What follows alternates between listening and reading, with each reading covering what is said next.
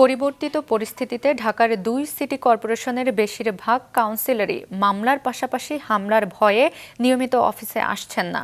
কেউ কেউ দেশে নেই, কিছু অফিসে ঝুলছে তালা। এতে জন্ম মৃত্যু নিবন্ধন সহ বিভিন্ন সেবা পেতে ভোগান্তিতে পড়ছেন নগরবাসী। মাশরাক রাহাতের রিপোর্ট। ঢাকার উত্তর ও দক্ষিণ ২ সিটি কর্পোরেশনের ওয়ার্ড কাউন্সিলরের কার্যালয় থেকে ১৪ ধরনের সেবা পেয়ে থাকেন নগরবাসী, যার মধ্যে জন্ম মৃত্যু নিবন্ধন, নাগরিক সনদ, বয়স্ক প্রতিবন্ধী ভাতার মতো গুরুত্বপূর্ণ কাজ রয়েছে, যেখানে সই করতে হয় ওয়ার্ড কাউন্সিলরকে।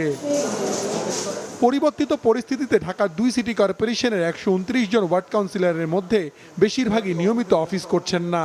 অনেকের নামে হয়েছে মামলা, কেউ আছেন হামলা আতঙ্কে। তবে ১০টির মতো ওয়ার্ডে কাজ চলছে আগের মতোই। আমরা যারা কাউন্সিলর, জনগণের ভোটে নির্বাচিত, তাদের মানুষের সাথে সুসম্পর্ক থাকতে হয়।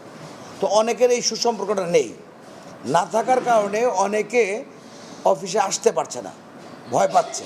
আর ৫৪টার মধ্যে আমরা ৫ জন অফিসে বসতেছি। এটা এখন সরকারি সিদ্ধান্ত নেবে, সরকার এটার জন্য কি করবে।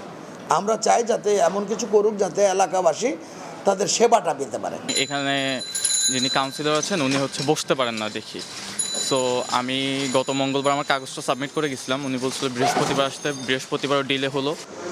কোনো অফিসে আন্দোলনের সময় কম্পিউটার সহ গুরুত্বপূর্ণ মালামাল লুট হওয়ার পর সেগুলো ছাড়াই জোড়াতালি দিয়ে চলছে কাজ, কোথাও ঝুলছে তালা, কোথাও আবার সপ্তাহে কয়েকদিনের জন্য খুললেও কাউন্সিলর না আসায় সেবা পেতে ভোগান্তিতে পড়ছেন নগরবাসী।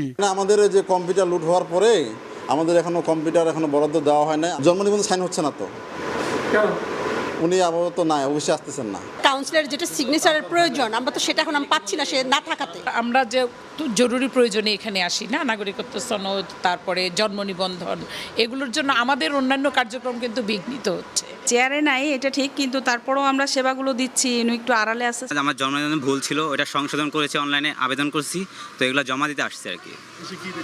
এসে দেখতেছি অফিস বন্ধ।